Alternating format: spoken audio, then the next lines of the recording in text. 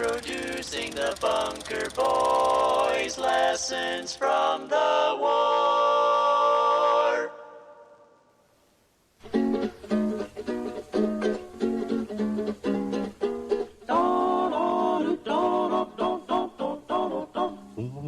All the day long, whether rain or shine, she's a part of the assembly line. She's making history, working for victory. Rosie, the riveter, keeps a sharp lookout for sabotage. Sitting up there on the fuselage, that little friend can do more than a male can do. Rosie, the riveter. Rosie's got a boyfriend, Charlie. Charlie, he's a Marine. Rosie is protecting Charlie, working overtime on the riveting machine. When they gave her a production knee, she was as proud as a girl could be. There's something true about red, white, and blue about Rosie, the riveter.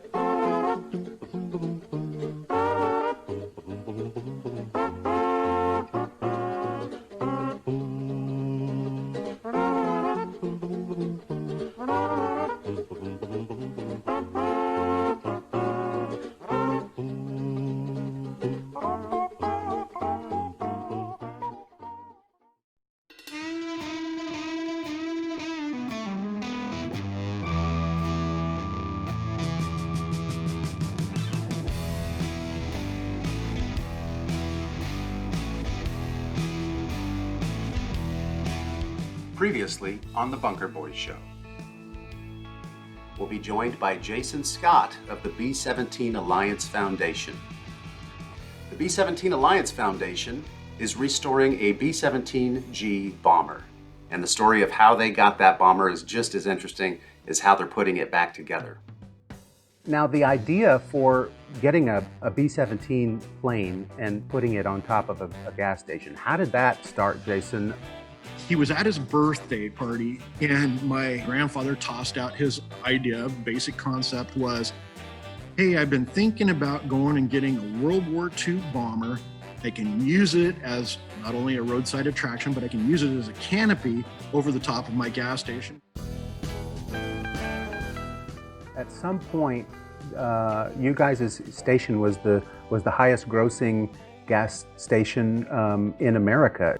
It was the largest single unit filling station in the world with over 6 million gallons in annual sales. And your family ran the very successful Bomber restaurant, but you guys were in business for like almost 70 years? Yeah, 73 years. Yeah, we'd hoped to continue on with the catering business, which was a significant portion of the business. I know that the spirit of the Bomber and the spirit of Art Lacey in that B-17 lives on in your alliance, your foundation. I recently spent some time with Jayson and Terry Scott down at the B-17 Alliance. I'm at the B-17 Alliance Foundation Restoration Hangar and Museum located in Salem, Oregon. Let's go check it out. Hey, I'm Terry Scott, the B-17 Alliance Executive Director, and I'm so glad you're here today. We're going to take you on a tour, show you around, and you enjoy American history. And I had an incredible time. You guys got to visit this place.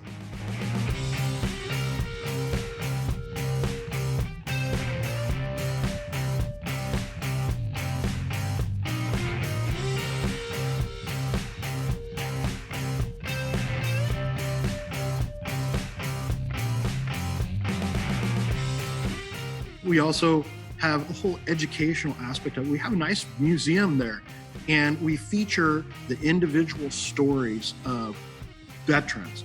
And it's a very personalized experience. We have a docent takes you through. It's what we're talking about today, the history of the B-17 Alliance, on the Bunker Boys show.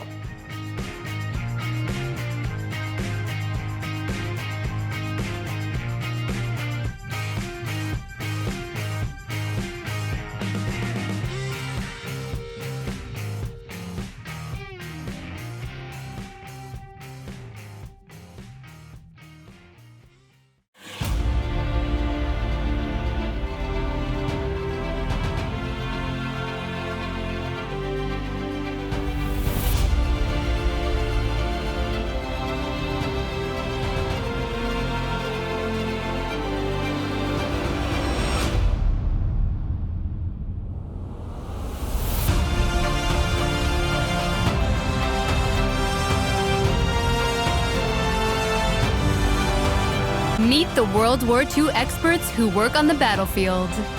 This is the Bunker Boys Show with your host, Tony Cisneros.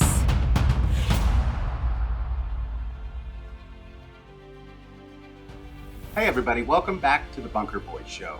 If you're even remotely into World War II, you know what to do.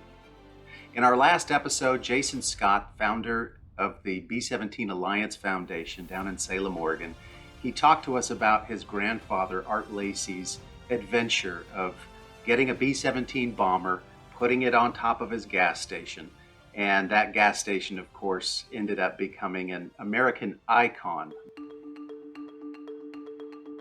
Art Lacey's bomber gas station inspired artwork, models, you name it. Even a bomber service station up in Alberta, Canada, popped up in the 1950s. Of course, inspired by Art Lacey's bomber gas station in Milwaukee, Oregon. The success of Art Lacey's bomber gas station was, of course, due to the diligence and hard work of Art Lacey himself, but he owed a lot to that airplane. It became such a draw and attraction in the area for people wanting to see it up close.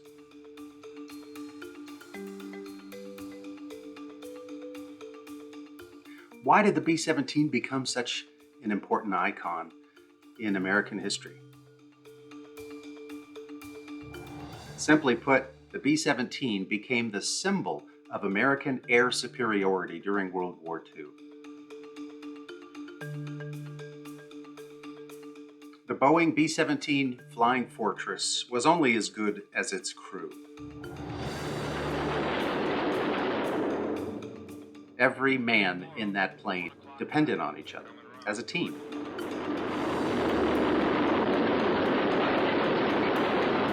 Fighter 6 o'clock up, coming in, diving out, Chief.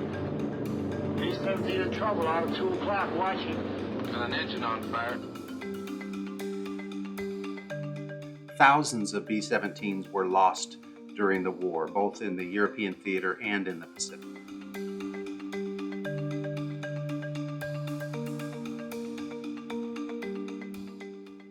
And very few of them have survived the last few decades.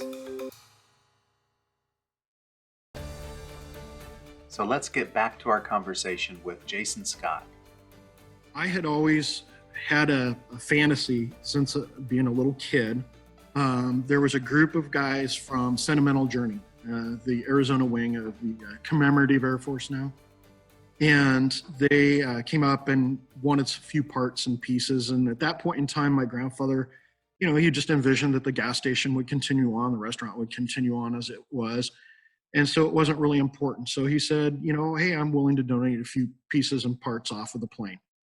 And I remember being up on the top of way up on the top of the plane up there by the top turret. They used the top turret for a Sentimental Journey. I remember talking to the gentleman, Dave Dawkins was his name. And I said, do you think this airplane could be restored? I must have been about 8, maybe 10 years old.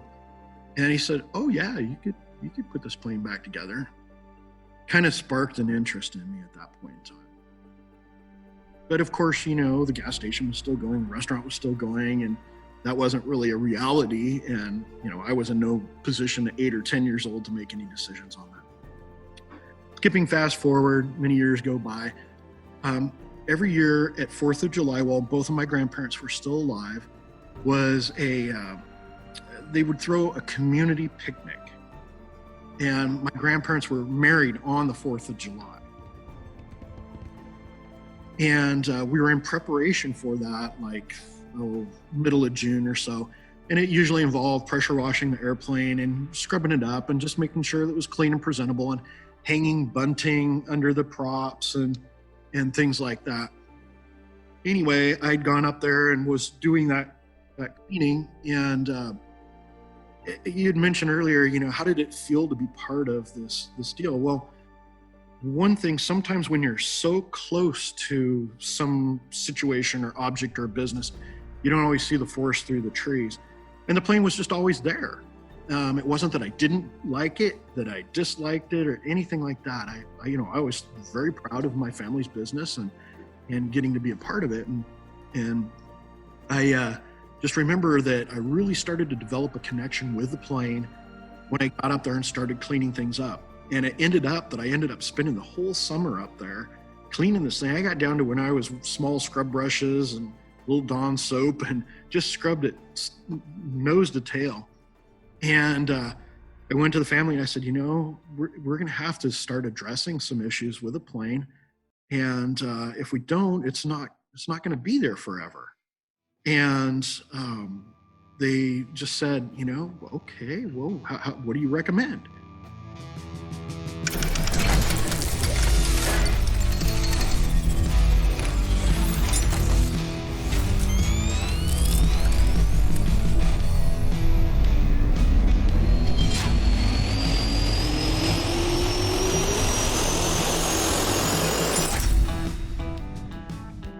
We were, after a lot of struggle, able to establish a nonprofit foundation. It's a 501c3 organization, and the plane is, the center of that organization. But it's so much bigger than just a plane, and it has become just this big, package that I never really envisioned.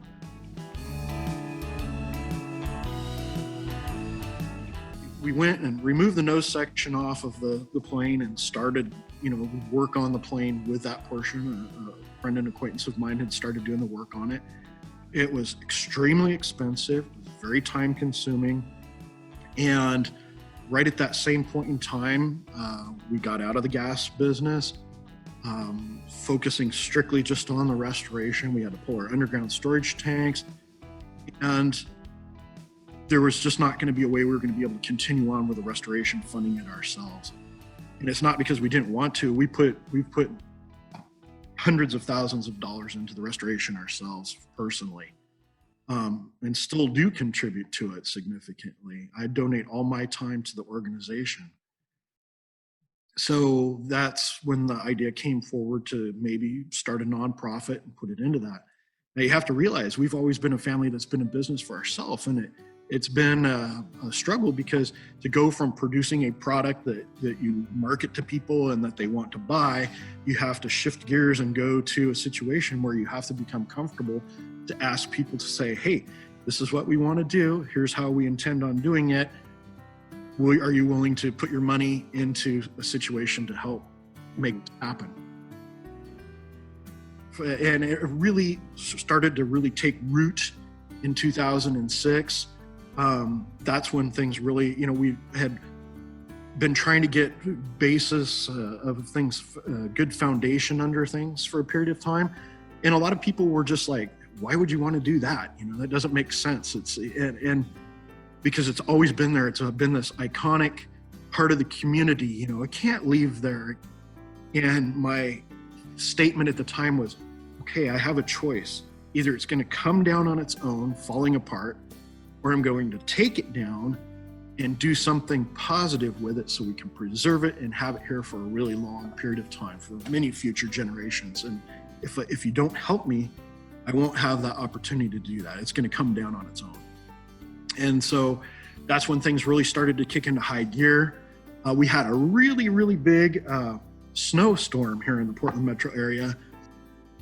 I was up on the wing because I was really concerned about how much we had literally on the ground out here, about 3-4 feet of snow, which is unheard of and just doesn't happen. I was concerned it would break the plane's back. So I was up on the wing. I had a ladder up there. It's blowing snow and everything. And I was shoveling snow off of the wings on the plane, just trying to make sure that I kept it safe.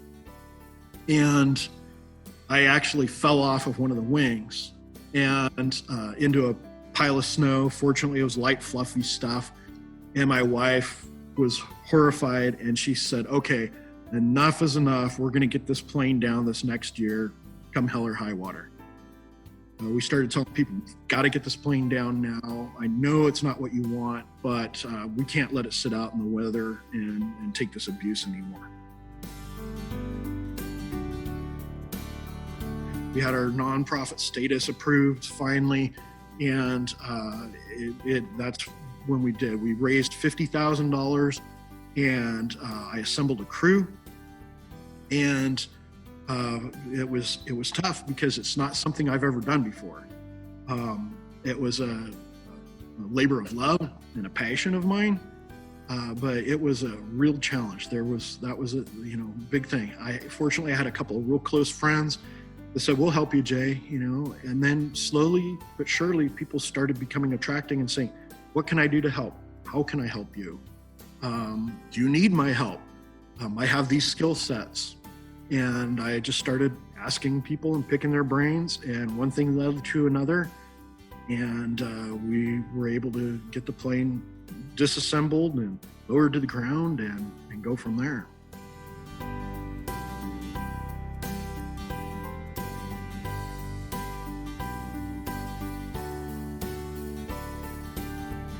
The one thing that really stubbed us was my one friend and I had worked for over a month, and we got down to a point where we were able to, all the control surfaces and everything were down and ready to be transported, but we couldn't get the wing number 1 off because we had one taper pin that we couldn't get. All the other ones we were able to, with a little bit of effort and maybe flexing the wing up or down and the attachment fittings and that kind of stuff with a crane very gently and all that, get them to pop through with a hand maul and whatever kind of deal. But this one darn pin, it was a big one too. I mean, it was it's not quite the size of a 50-cent piece, but pretty darn close to it. And we'd worked on it for 30 days. Wow. And we could not get it to budge. We had drilled it, we had heated it, we had frozen it. We'd heated it and frozen it. We'd hit it with hydro hammers. We tried pulling it. We tried drilling it and tapping it and pulling it. We used every kind of penetrant known to mankind, and it didn't work. And I called my one friend up and I said, "Eric, I'm at a loss here. I'm about ready to, I'm fit to be tied. I can't handle this. I'm losing it emotionally here." And I said, "I need some help," because everybody was stuck. We couldn't get that one pin off. And without getting that pin off, we couldn't take the inboard wing sections off because you can't have it one lopsided. You got to pretty much pull them both that same day and be done. Couldn't get it. And anyway, my one friend came to me and he said, "Jay, today we're going to get that pin out." And I said, "I don't know." So we were down there for maybe 3 or 4 hours already that day. And he's just banging on it with his impact hammer and everything. And it wasn't coming out. I didn't know what we were going to do. And it was that. I just told him, I said, "I'm going to go get a sandwich up at the restaurant. I just, hell with it. It's not going anyplace." So I started walking up to the restaurant and he's just bam, bam, bam, bam, bam, bam, bam, bam, bam. And all of a sudden a gunshot goes off. Kaboom! And I duck. And I hear this piece of metal go flying across. I didn't see it until I turned around. The taper pin shot clear across the parking lot, hit a tarp on that fence, and clink, clink, clink down across the ground. And that was when we knew we had it made. And we were on our way then.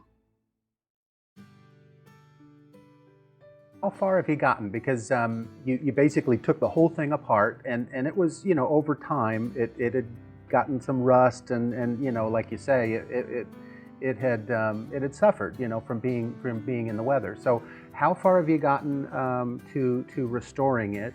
How far do you have to go? And then tell us just a little bit about what people can see if they go to the foundation, because you welcome people to come and visit you there.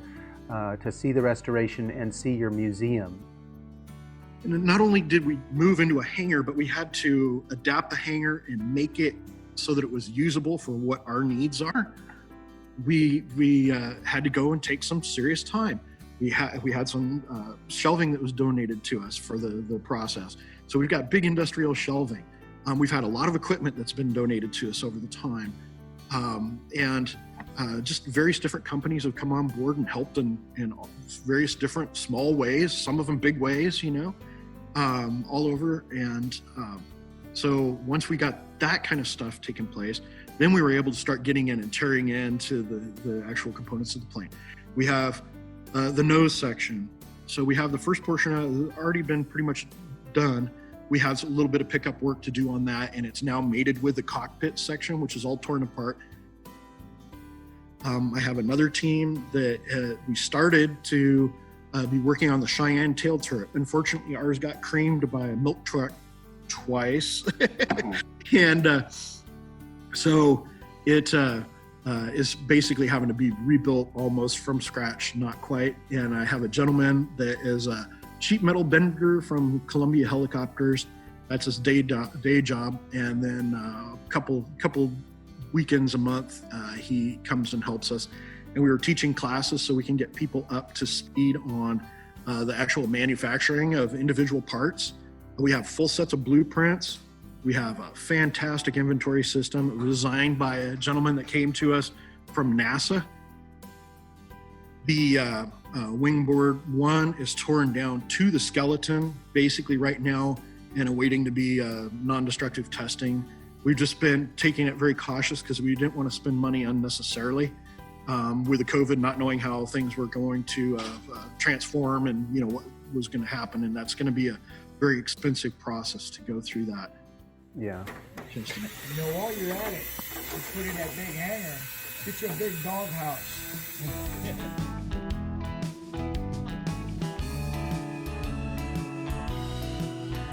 I sympathize with what you had to go through to get the foundation going, and I know that was a process. It doesn't happen overnight. The part that's so flattering about what has happened for me is that I have so many people that have come on board that want to help and want to see this through. And it's a plethora of individuals with varying different skill sets. I get to work with some of the people that are so freaking smart. Some of the things that their creativity and their ability to manufacture things and to make things and all that. And it's so wonderful because we've literally grown from 9 original volunteers to over 120 volunteers with the organization.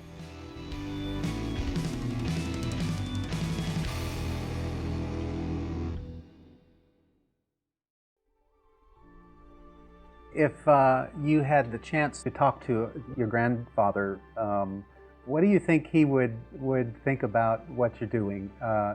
Just your guess. How do you think he'd feel about the B-17 Alliance?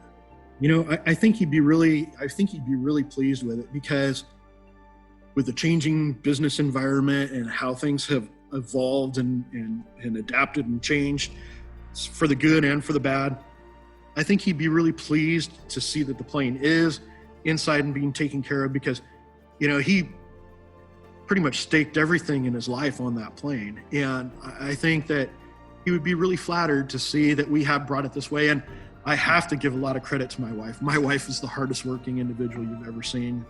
And she has really, taken the behind the scenes, the administrative portion of things to the next level, and really made our organization into what it really is. Without her help and the help of many others, I'd be floundering, needless to say. But I think my grandpa would be really, really pleased with how it's come, and probably love to be involved in it to, just if nothing else, to take people around and show them what was going on. I know he had said, "You're going to have to do it because the fight's gone out of me. I can't do it. Yeah, but you have my blessings to go and do this." And I think he would be really pleased with where it's at now. I have a feeling you're right, and also that he'd probably jump in the cockpit and want to take her up again, But what a great thing that you're doing, Jayson, and keeping his dream alive, and again sharing this important time with everyone. So we encourage our viewers to visit your website, which is b17alliance.com, and there they can see about the restoration. They can get involved in the Alliance. They can, there's lots of ways to get involved. Of course, you can donate, make a contribution, but even just going to the B-17 Alliance there in Salem, Oregon, and visiting, talking with the folks that are volunteering their time, and seeing the museum and getting fired up about the B-17 Alliance. I encourage everybody to visit that website and get involved. It's like a mission. You guys really, you're on a mission to restore that, and there are so few of those planes still, in existence today, and even fewer than that that can still fly. So keep on keeping on, because I think it's an amazing thing that you're doing. You're going well beyond preserving the plane, but you're preserving the history of all of these airmen, these crew, who every single day went up against all odds, and they just did it day in and day out. And so by putting that thing back together, not only are you're keeping your grandfather's dream alive, but you're keeping the memory of the men who fought in the war alive, and I think that's really, really commendable. It's mostly heartwarming for me as a former combat pilot to see the piece of history that's going to be restored when this Lacey bomber actually flies. Future generations will be able to appreciate something about World War II from this historical fact that the B-17 played such a prominent role. And as far as I'm concerned, why, I will rest in peace knowing that those of us who flew her continue to educate future generations.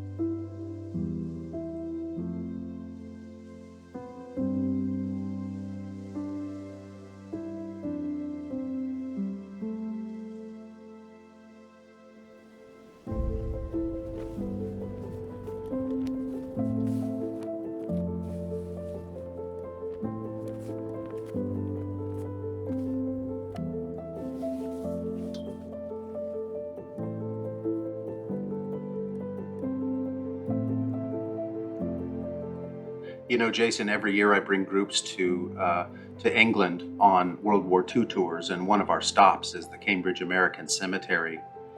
Every American cemetery in Europe has a wall of the missing for Americans who were never recovered after the war. The wall of the missing in Cambridge has the names of 5,127 Americans, and a lot of those were airmen. So I appreciate really what you're doing.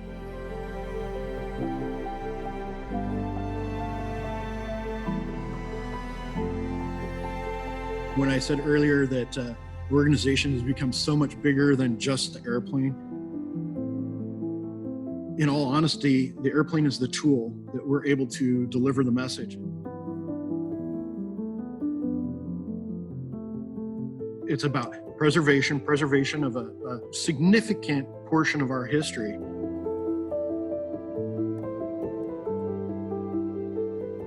And really, we're trying to honor the greatest generation so that we can pass it on to future generations. I couldn't agree more.